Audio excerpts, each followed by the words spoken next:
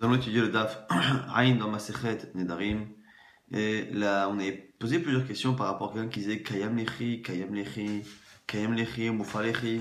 Lorsque la personne, le mari ou le père, faisait un Kiyum, validait le Neder, et en même temps, soit il répétait deux fois la chose, soit il disait que le vœu était validé, mais après était annulé, ou est-ce qu'il voulait que les deux soient ensemble. On a vu plusieurs cas. Le dernier cas qui est posé à la troisième ligne, à la fin du Daf.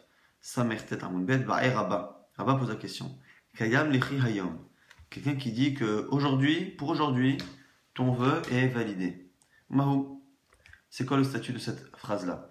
Mahou. Mi Amrinan, Keman de Amarla Mufalechi Nemacha. Est-ce que le fait de dire que pour aujourd'hui ton vœu est validé, cela sous-entend qu'il sera annulé après, que pour aujourd'hui il est annulé, il est validé, mais que pour demain il est annulé? Odilma, Halo Amala. Ou est-ce que finalement on ne retient que ce qu'il a dit et qu'on n'essaie pas de deviner ce qu'il a voulu dire? Ça, c'est la Shela Lagma, Intim Saloma. Et si tu me dis, Halo Amarla, que tu ne tiens compte que de ce qu'il dit et pas de ce que l'on peut deviner de ses paroles, maintenant j'ai une autre question. Amala Mufalechi Lemacha Mahu.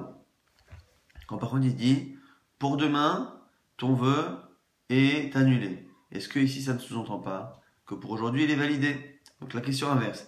Est-ce que finalement l'annulation de demain ne marche pas? Parce que comme elle sous-entend qu'aujourd'hui c'était validé, la validation d'aujourd'hui empêche l'annulation de demain. Ou sinon, peut-être que comme il ne lui a jamais dit qu'aujourd'hui c'était validé, c'est que ici une déduction que l'on fait, qui finalement ce qu'il a dit que demain ce sera annulé, eh bien il n'y a aucun problème. Mayom Kama. Et donc finalement, lorsqu'il a dit que demain il sera annulé, soit demain, soit à partir d'aujourd'hui. En tout cas, il n'y a pas ici de contradiction avec une éventuelle validation d'aujourd'hui.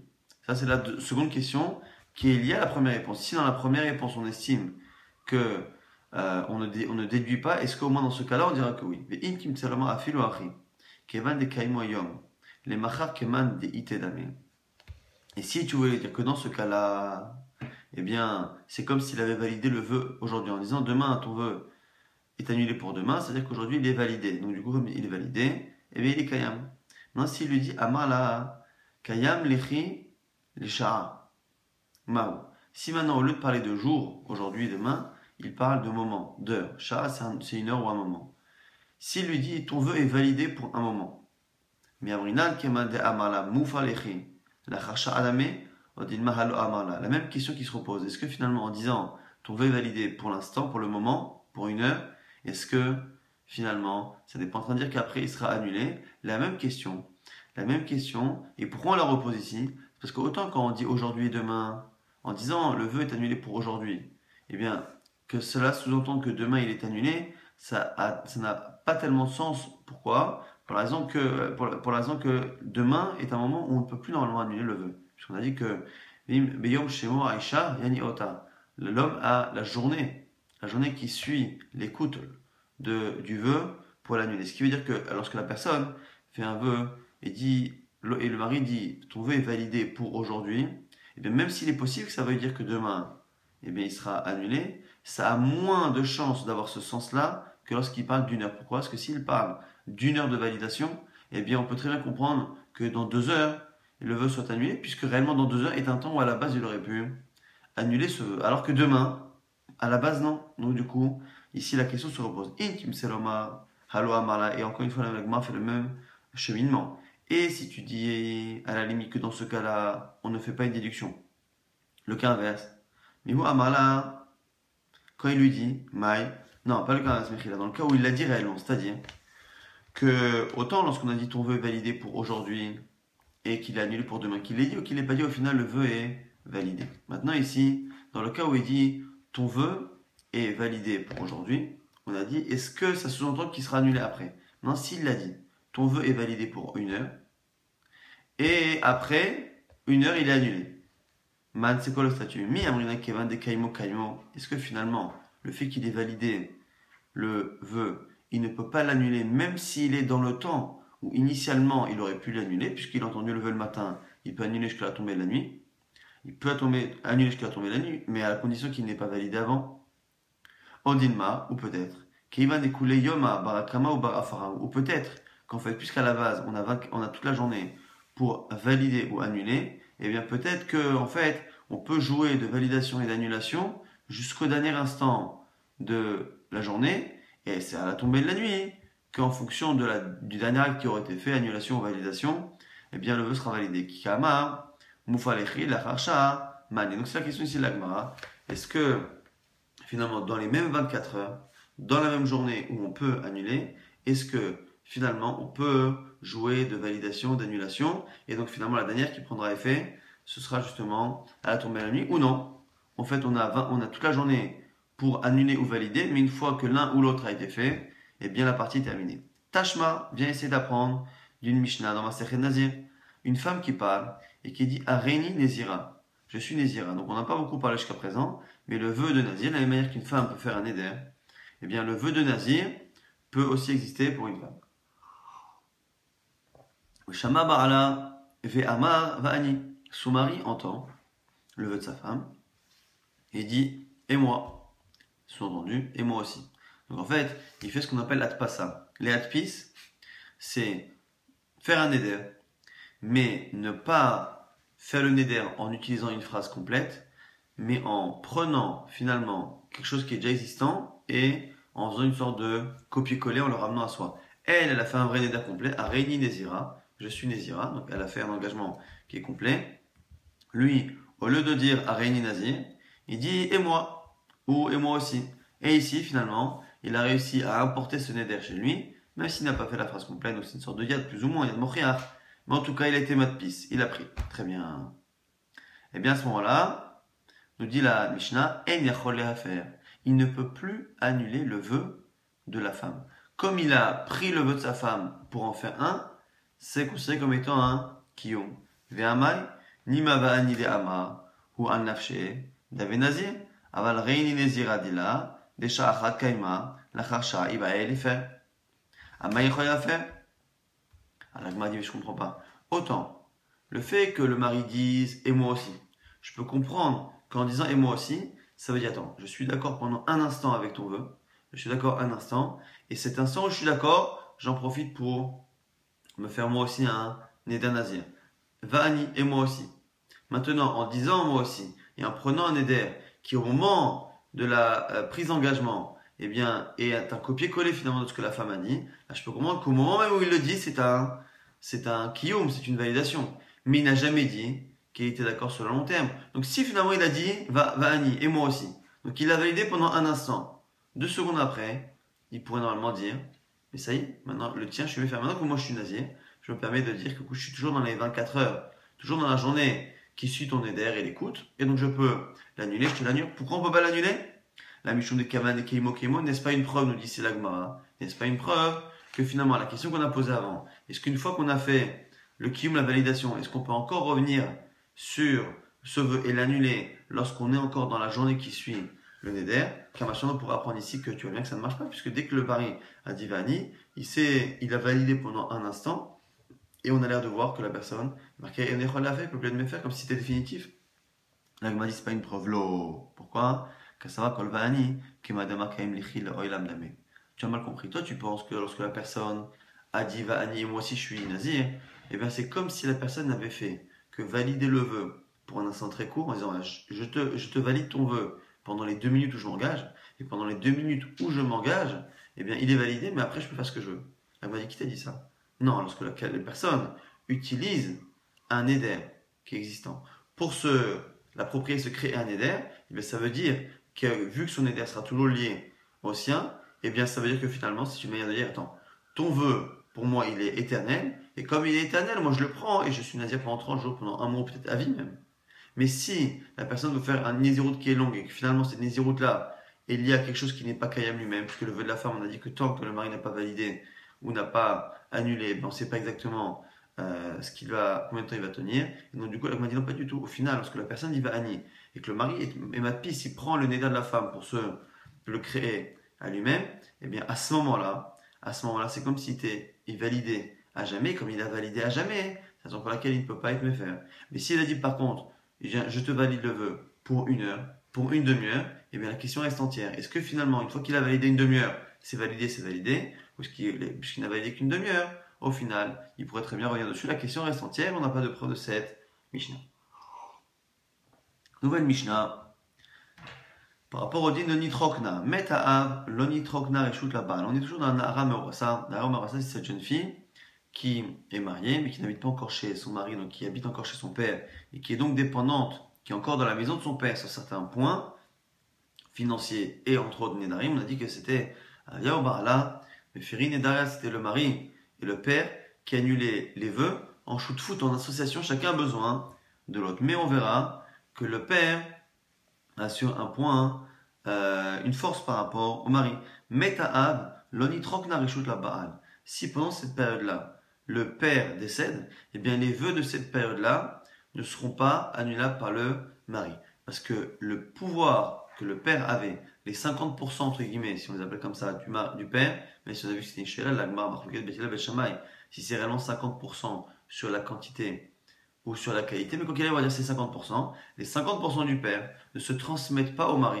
Donc le mari ne pourra pas annuler ces vœux-là de Narout, il faudra qu'il attende qu'il soit bogueret, adulte à 100%, à 2 ans et demi, pour annuler les vœux. Mais Kanoula à partir de maintenant. Par contre, l'inverse marche. Mais à Baal, Nitrokna Reshut La'av. Lorsque le mari décède, Nitrokna, on déverse, entre guillemets, on verse le pouvoir du mari, on le reverse chez le père. Donc le père récupère 100%. Lorsque la fille était chez lui, Ktana ou Nahara, il avait 100% du pouvoir sur le Neder. Lorsqu'il a marié cet homme-là sans la laisser dans sa maison, eh bien il va céder, on va dire, 50% de ce pouvoir qu'il récupère lors du décès du mari. Bazé a fait la Mishnah nous dit, en cela, la force du père est plus forte que celle du mari, puisque lui récupère le droit du mari, à l'inverse, ça n'existe pas. Mais il a fait et la Mishnah du coup nous enchaîne, nous dit non, mais par contre il y a un autre domaine où c'est la force du mari qui est plus forte que celle du père. C'est quoi? Shabbat me fait beveger, que le mari peut annuler les vœux de la fille lorsqu'elle est bevagrout, qu'elle est adulte. Vea venomi fait beveger, parce que alors qu'un père de famille, un père d'une fille, même si la fille habite chez lui, elle est nourrie chez lui, une fois qu'elle a dépassé 12 ans et demi, le père n'a plus aucun droit sur les nédarim de la fille. Donc on a ici deux halakhot, le fait que nitrokna, le fait que le décès de l'un rend tous les pouvoirs à l'autre, ça n'existe que lorsque le mari décède qui donne tous les pouvoirs au père, mais pas par contre le père qui transmet ses pouvoirs au mari lorsque lui-même décède. Et par contre là où le mari a plus de force que le père, c'est dans le fait que le père est limité à l'âge de Katnout, enfant, Na'arut, adolescent, mais que par contre à l'âge adulte, il n'y a que le mari qui peut annuler alors que le père ne peut plus annuler. La Mishnah, la Gemara maintenant, veut nous apprendre, d'où on apprend cette première halakha qu'on a vue, que le mari n'hérite pas du droit du père. Maïtama, quelle est la raison? D'amakra nous dit la Gemara, D'amakra, c'est un pasouk. Bin Orea, Beitavia. On a vu à la toute fin de la paracha Nedarim, au début de Masechet Matot, de la paracha Matot, on dit que Elia Hakim Amishpatim, voici les règles que l'on fait entre un homme, une fille, Ben Av Leito, Ben Ish Leishto, Bin Orea, Beitavia. Cette fille, lorsqu'elle est Nahara, Beitavia, dans la maison de son père. Ce qui veut dire qu'en fait, la fille, lorsqu'elle est Nahara, et qu'elle n'est pas encore mariée à son père, elle est toujours dans la maison de son père. Comme elle est dans la maison de son père, eh bien, ça veut dire qu'elle est dans la maison de son père, quel que soit le statut du père, vivant, pas vivant, elle est dans la maison de son père, et donc du coup, elle ne partira jamais de cette maison-là. Tant qu'elle n'habite pas chez le mari, tant qu'elle est dans la maison de son père, eh bien, il y a un réchaude qui n'appartient pas au mari, c'est de là qu'on apprend que le mari ne peut pas hériter. On nous dit maintenant, on met à Baal. Lorsque le mari décède, on a dit que le père, oui, il prend il prend les droits du mari, dont on l'apprend Menalan. Amaraba, Rabbanodi, de Amarkra, c'est une racha qu'on avait déjà étudiée rapidement. La Gemara l'avait citée très rapidement, on l'avait dit à l'oral.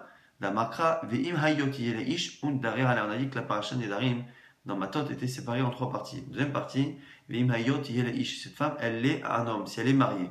Ve'im Hayoti, et on avait dit qu'ici il y avait une répétition, le verbe être, qui ici représente les Kiddushin. Ve'im Hayoti, si mariée, elle est mariée. Si appartenir, elle appartient à un homme. Alors ça veut dire quoi ici? Cette répétition, c'est venu nous parler justement d'un cas où il y a 2 Kiddushin.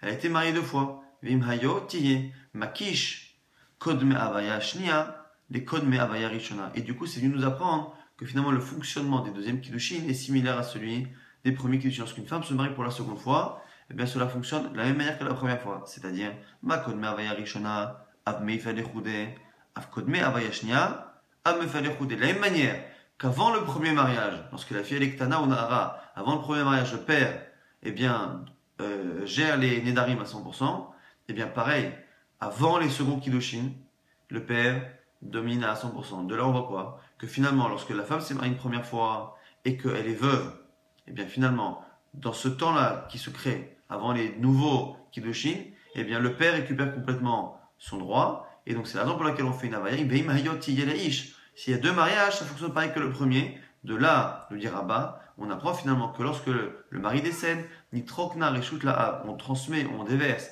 le droit du mari au père, et c'est comme ça que l'on fait un kesh, une association entre la situation qui préside avant les premiers kiddushin, avant les seconds kiddushin. La Gemara nous dit, et il animile ben darim, shilo niru larus, aval ben darim shiniru larus, l'omatsim mefer'av. La Gemara dit, mais peut-être que ce qu'on a dit, animile, ben darim shilo niru larus, c'est peut-être que dans les nedarim que le mari n'a pas entendu. Peut-être que c'est que lorsque le mari est décédé, avant d'avoir entendu justement le neder.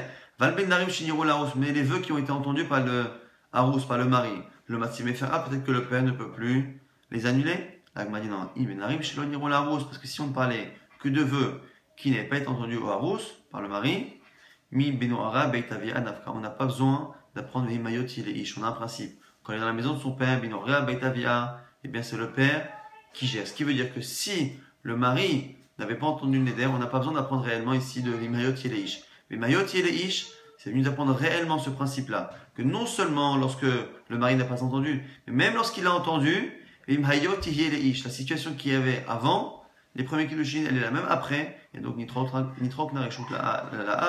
on transmet le droit du mari au père. Maintenant, la fin de la Mishnah avait dit que Bazé Yafé Koachaba, voici le cas où le mari, a par contre un droit plus grand que celui du père. Dans le fait que quoi? Dans le fait qu'il peut annuler les vœux de sa femme lorsqu'elle est boguette, lorsqu'elle est adulte, que faire beveguer à l'âge adulte, alors que le père ne peut pas. L'agma dit Echida, mais de quel cas parle-t-on? Il est mashikitchak, chez Inahara ou Bagra. Si tu dis qu'il a épousé cette femme lorsqu'elle est Nahara, lorsqu'elle est encore entre 12 ans, 12 ans et demi, qu'elle est encore adolescente. Mirde, Mita Motsia, ou Bagrut, Motsia, Meshut Av, Mamita Lonitrokna, Reshut la Baal, Avagrut, Lonitrokna, Reshut. Les Baal, l'agma ici fait un raisonnement. Puisque déjà, Mita, la mort du père, eh bien, ça l'a fait sortir du domaine du père. Ou Bagrut, et l'âge adulte, Motsia, Meshut Av, fait sortir aussi du domaine du père. Le père n'a plus le pouvoir d'annuler un neder de sa fille, lorsqu'évidemment il décède, et lorsque la fille devient adulte. Mamita, l'onitrokna reshut la baal. Et donc on voit bien que ces deux choses sont pareilles, la mort finalement et l'âge adulte.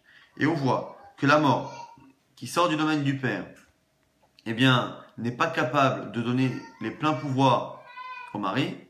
Af bagrut, pareil pour la bagrut, donc pour cet âge adulte, l'onitrokna reshut la baal ne transmet pas. Donc ici, on voit qu'un mari, tant qu'il n'a pas la femme qui habite chez lui, eh bien, et qu'elle est encore que sa haroussa, au final, de la même manière que lorsque le père décède, eh bien, il ne donne pas ses 50%, eh bien, il n'y a pas de raison que lorsque la fille devienne adulte, eh bien, elle récupère tous les droits, puisque à la limite, en plus, le droit du père n'existe plus, que le père, en fait, a perdu son droit. Ces 50% qu'il avait lorsqu'elle est devenue adulte, il les a perdus, et puisque déjà, lorsqu'il les a et qu'il décède, eh bien, ça ne se transmet pas au mari, il n'y a pas de raison que tant qu'encore une fois le mari n'est que harou, c'est que la fille n'habite pas chez lui, donc ça n'est pas sa femme à 100%, il n'y a pas de raison que lorsque la fille devient adulte et qu'elle sort du domaine du père, il n'y a pas de raison ici que le mari hérite de quoi que ce soit. Et là, chez Kitcha, Keshehi Bogeret, donc on parle d'un cas où les Kiddushin ont commencé lorsqu'elle est bogette, lorsqu'elle est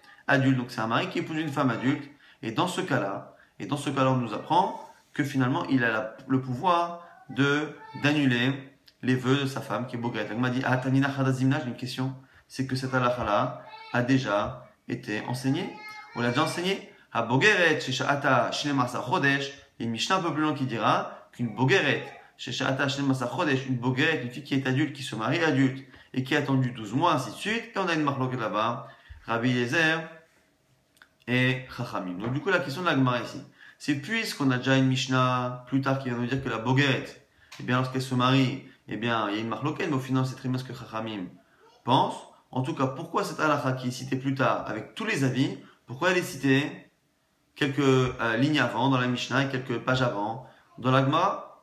La Gemara, avant de répondre à cette question, la question, encore une fois, je la répète, c'est pourquoi on se répète et on répète une même halakha qui est citée plus loin sous toutes ses formes. Pour la dire une première fois ici, la Gemara dit, avant cela, il y a un problème. Avant de parler d'une contradiction entre notre Mishnah et celle de l'après, dans la Mishnah que tu me rapportes d'après, il y a un problème. Agoufa Kashia, elle-même, elle est incompréhensible. Pourquoi? Amar Bogeret Sheshat Hashnema Sachodesh, tu me dis une Bogeret qui a attendu 12 mois. Mais qui attendait 12 mois entre les Hirosine et les Nisuin? C'est pas en général la Bogret, c'était la Nahara, justement, c'était la jeune fille qui, parce qu'elle était très très jeune, elle n'avait pas eu le temps de préparer son trousseau. En général, les filles qui se mariaient entre guillemets tard, et à l'époque 12 ans et demi, 13 ans c'était tard, et bien du coup ces filles-là avaient déjà commencé à faire leur travail, donc on leur le donnait pas forcément 12 mois pour se préparer. Bogret, la Manish Nemasa Chodesh, Bogret, Bishloshim Sagelami, normalement une Bogret, on lui laisse 30 jours, entre 30 jours et quelques semaines, quelques mois, mais pas en tout cas 12 mois. La Gemara dit Tane Bogeret, Vesheshata, Shnemasa Chodesh. La Gemara dit non, faut pas dire ça. Faut dire soit la Bogeret, qui se marie directement, et à ce moment-là, effectivement, elle n'a attendu que 30 jours, ou une autre fille qui s'est mariée plus tôt, Vesheshata, mais qui a attendu maintenant 12 mois et qui après s'est mariée. Donc finalement, on corrige la Mishnah pour cela. En tout cas, on a répondu à la question qui s'était rajoutée en plein milieu. La question reste entière.